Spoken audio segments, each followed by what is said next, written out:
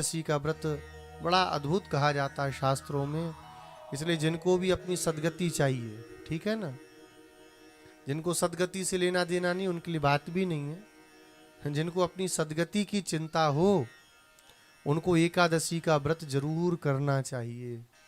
एकादशी के दिन पद्म पुराण की कथा है, अन्न में पाप का वास होता है, इसलिए एकादशी के दिन अन्न का भक्षण कभी भी नहीं करना चाहिए।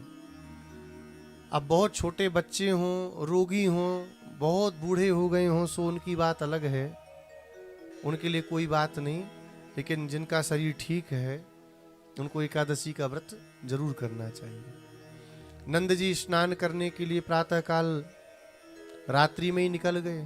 प्रातःकाल की सूचना नक्षत्रों से होती है, नक्षत्र निकले नहीं, क्यों? बोले बादल थे।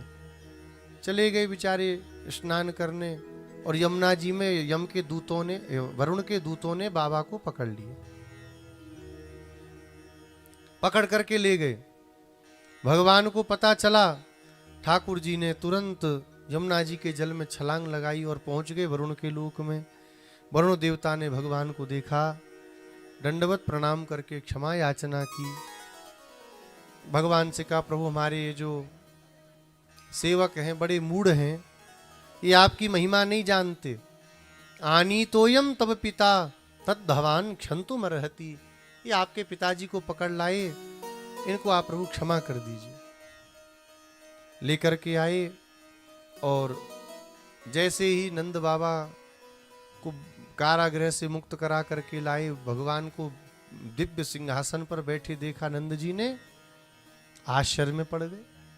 बोले बताओ, लाला को बड़े बड़े देवता माने, बताओ इतने बढ़िया सिंहासन में इसको बैठा करके इसकी पूजा हो रही है, अमा ब्रज में कोई इसे गाली दे रहा है, कोई घूंसा मार रहा है, कोई इसके पैर खींच रहा है, कोई चोटी खींच रहा है।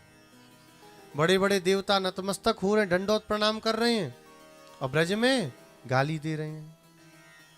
भगवान का जो सौलभ्य की पराकाष्ठा अगर कहें तो केवल और केवल वह श्री कृष्णावतार में दर्शन होती है।